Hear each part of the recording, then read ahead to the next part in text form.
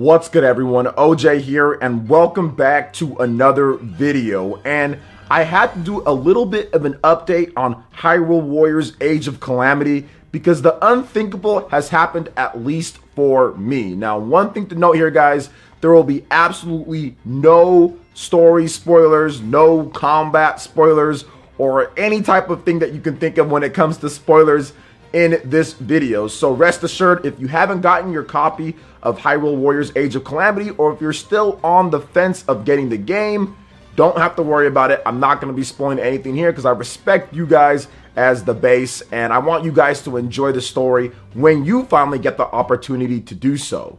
There's been a lot of delayed copies of the game, hard to find, shipments being sent out later. I saw on Amazon.com that some people aren't going to be getting their copies till January of next year. So I wanted to make sure that I'm respectful to those people. So you can rest assured this video will be good, and it's simply going to be me gushing over all of the amazing things about Hyrule Warriors Age of Calamity and how it's crept up into my own personal Game of the Year discussion. And this is something that I thought wasn't possible for a Warriors style game, because I've been playing these themed Nintendo Warriors style games for quite some time, and originally started back on the PS2 just thinking, all right, this is kind of fun to just hack and slash for a bit. So I want to give you guys just a little bit of history and what I think about the Nintendo themed Warriors style games. So originally with Hyrule Warriors on the Wii U, I played that game. I thought it was great, but I never really put it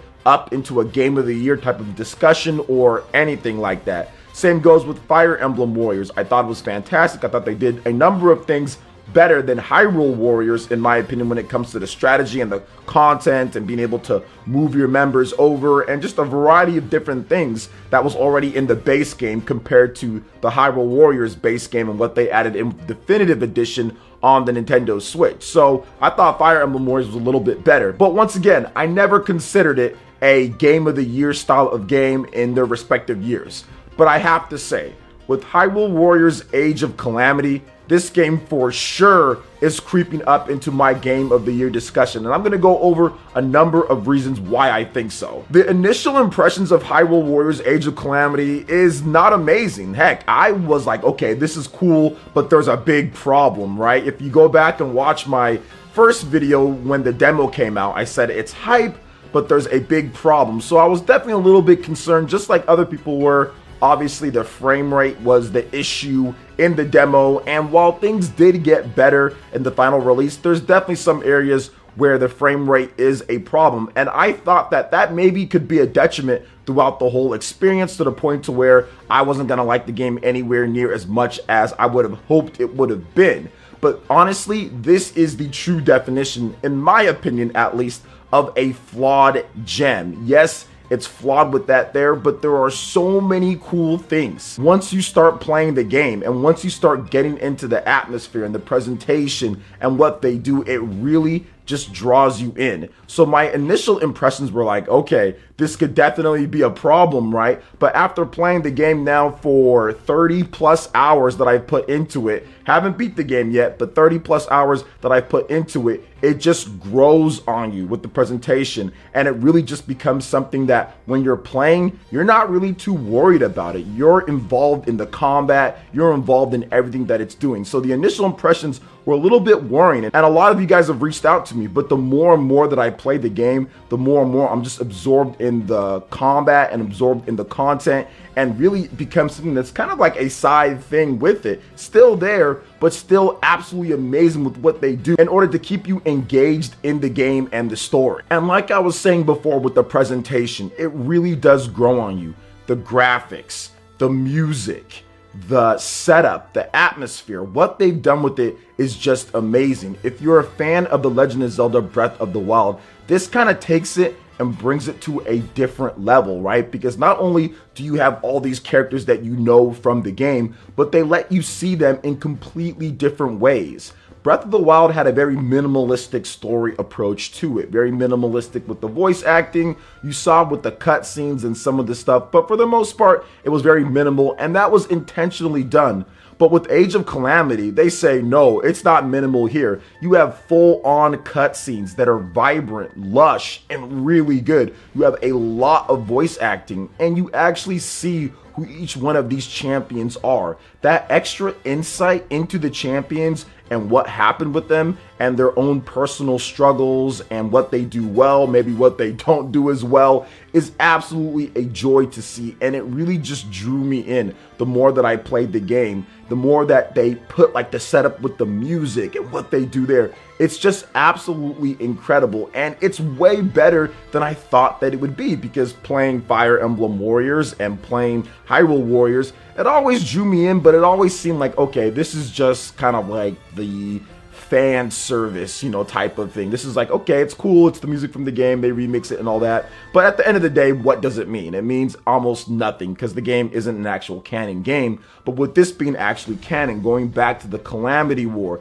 actually having the champions and how they acted and everything, it just brings a whole new level of immersion to the Breath of the Wild universe. And it was ultimately a fantastic decision on them to do this, because really it grows on you, and the more that you play it, the more that you get into it with the presentation, the graphics and everything, it just really immerses you in the Breath of the Wild mindset, and it gets you even more excited for the Legend of Zelda Breath of the Wild sequel that's probably going to be coming in 2021. Now let's talk about the thing that I knew was going to be really good, but up until recently I didn't expect it to be that good. Hyrule Warriors Age of Calamity's combat is absolutely brilliant.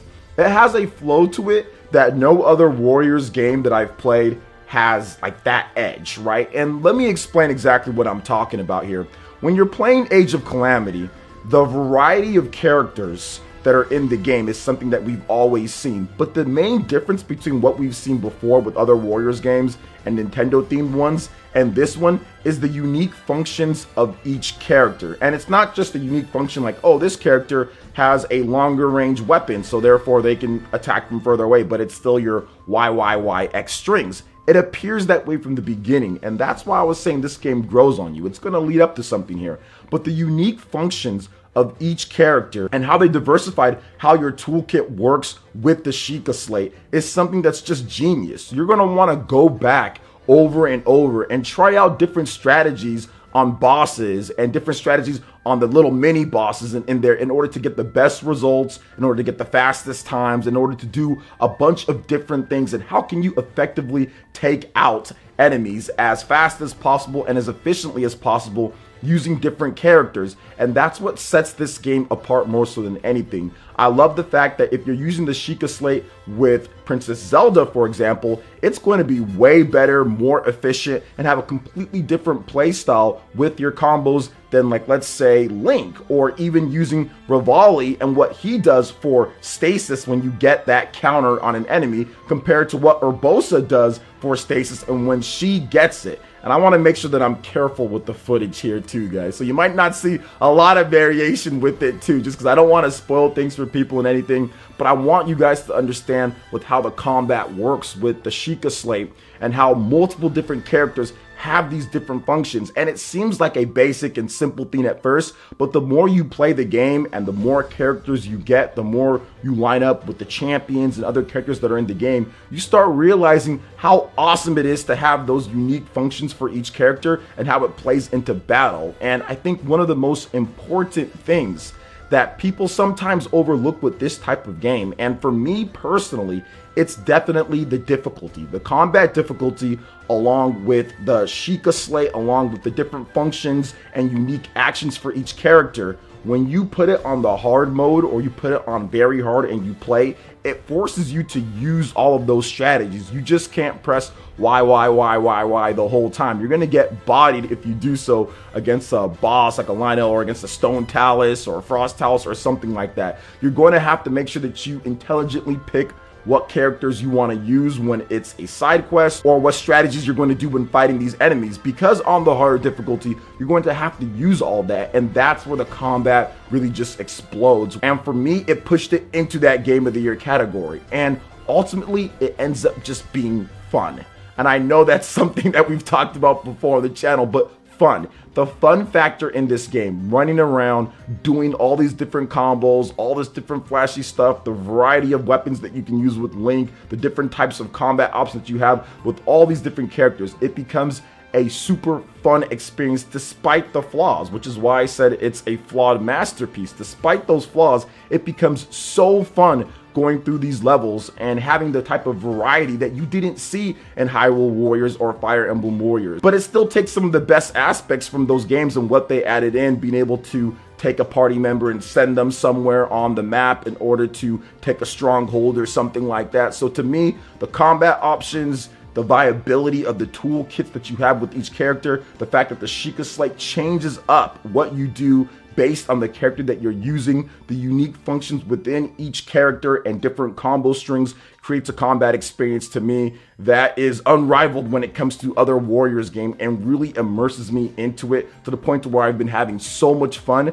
that I replay the same side quests that I've been playing in order to just try out different strategies with different characters that I've unlocked. It's absolutely incredible when you finally get it going and you start understanding exactly what they did with the combat here. And I'd also like to just add in that the structure with the game is so much better. I've talked about this before in my previous Hyrule Warriors video, but for those who are new, the structure in terms of the overview and being able to access side quests and get new combos and kind of see everything laid out on the overworld map, that was a stroke of genius. I like it way more, and I want them to never go back to the old way of doing upgrades and going to different places. I love what they did with that, and I think that it's easily the best overview and the best in terms of ease of use, quality of life. Hyrule Warriors Age of Calamity makes upgrading, makes finding side quests, makes doing different things such a breeze with all the options they've put in there. And I'm so happy that's in there because it makes me want to go and do everything because it's so simple to get into the quests and know what you need to do and find different upgrades.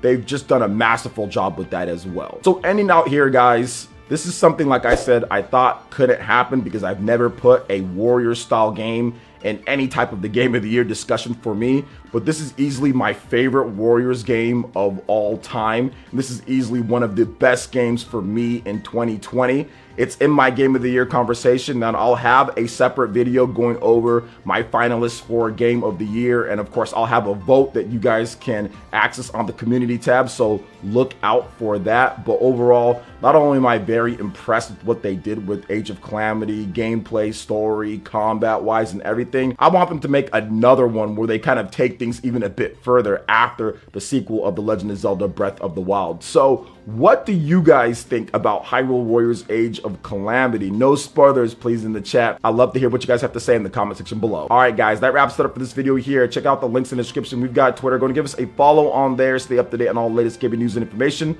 Also, make sure you like, comment, and subscribe, and share this video if you can. Thank you guys so much for watching, and we'll catch you for the next one. Peace.